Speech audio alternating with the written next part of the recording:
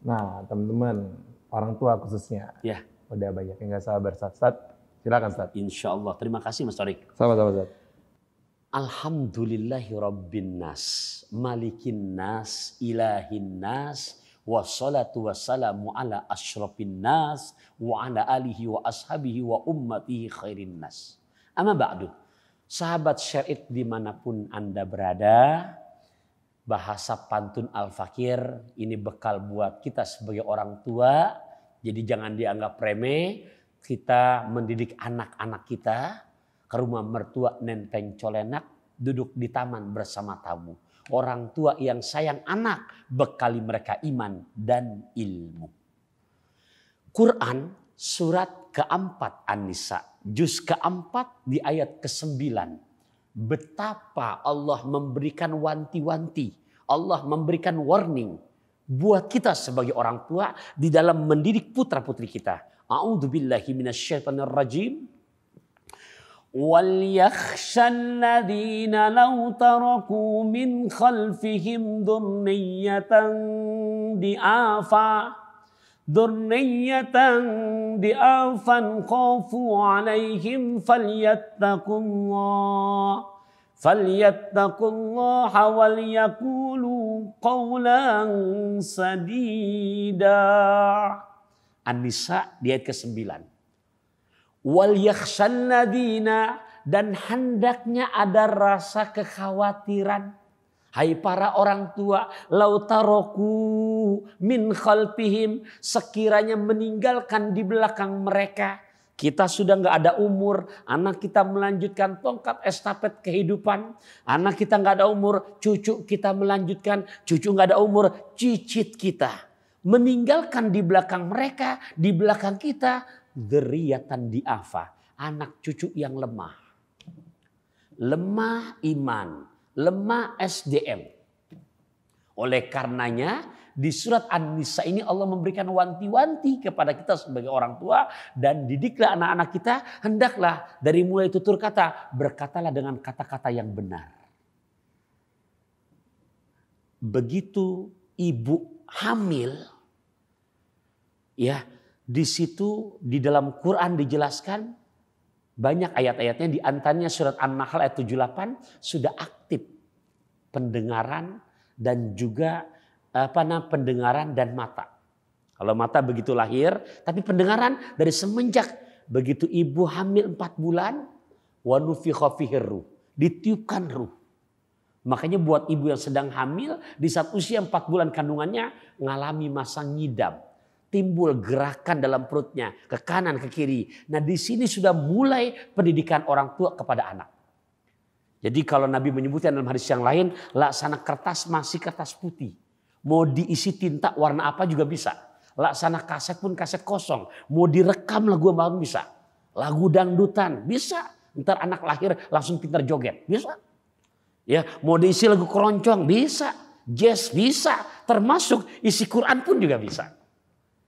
Wa ja'ala lakumus sam'ah, udah aktif pendengarannya. Allahu Akbar.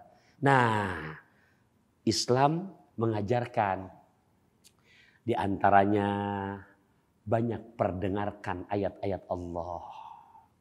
Nggak heran begitu nanti anak lahir, mohon maaf ya, begitu nanti berkembang besar, enak diajak ngaji ibadah.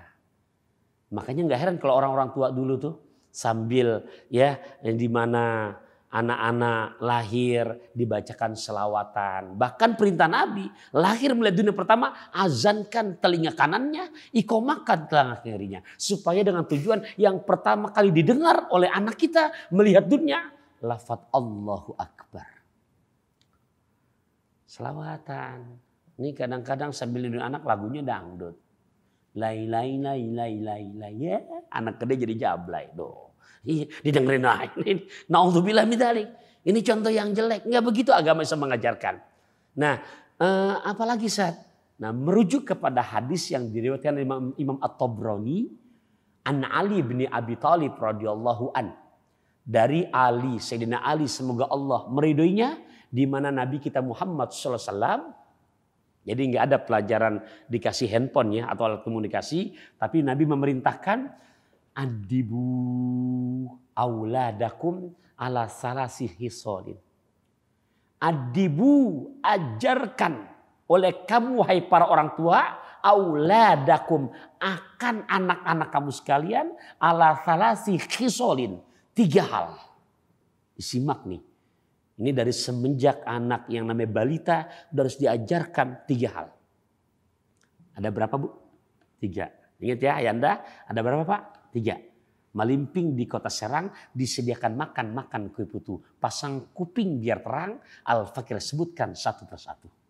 Yang pertama Nabi mengajarkan apa itu? Hubbi nabiyikum.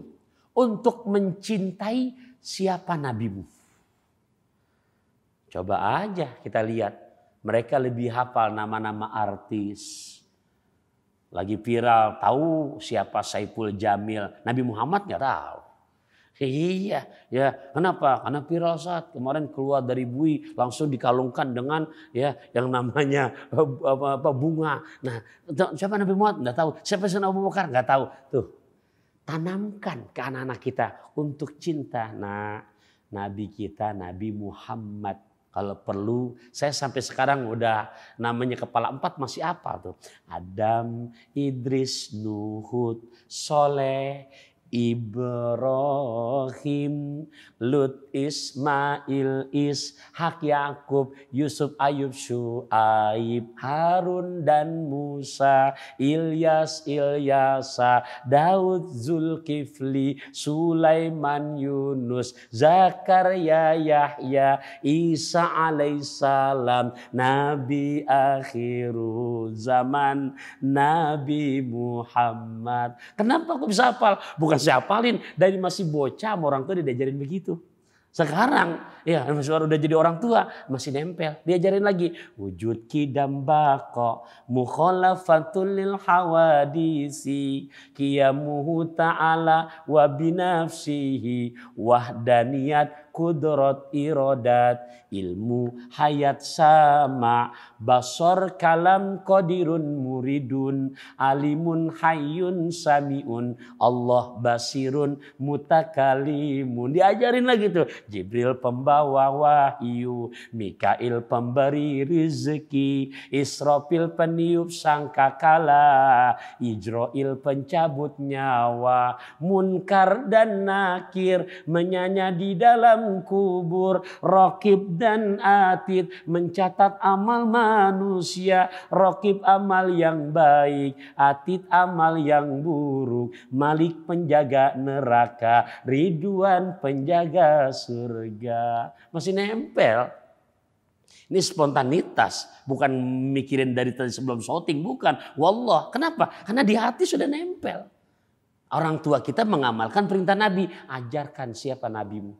Yang kedua, kata Rasulullah, hubbi ahli baitihi. Ajarkan anak-anak kita untuk tahu siapa ahli baitnya.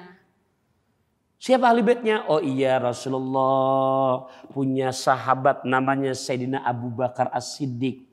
Ternyata Sayyidina Abu Bakar As-Siddiq bukan hanya sekedar sahabat, tapi beliau juga mertua Rasul. Kenapa? Karena putri beliau yang bernama Sayyidatuna Aisyah Ridho menjadi istri baginda Rasulullah SAW. Oh iya, siapa itu Umar bin Khattab? Ternyata bukan hanya sahabat, juga mertuanya Rasulullah. Kenapa? Karena beliau punya putri yang itu Sayyidina Hafsah, istri baginda Rasulullah SAW. Oh iya, Rasulullah punya sahabat siapa? Ali bin Abi Thalib. Bukan hanya sahabat, ternyata beliau sebagai saudara sepupu juga mantu Rasul. Kenapa? Karena putri Rasul Siti Fatimah menikah dengan beliau. Tuh. Ini tugas kita para orang tua. Ya, jadi jangan dikenalkan handphone terlebih dahulu. Itu yang kedua. Yang ketiga, apalagi?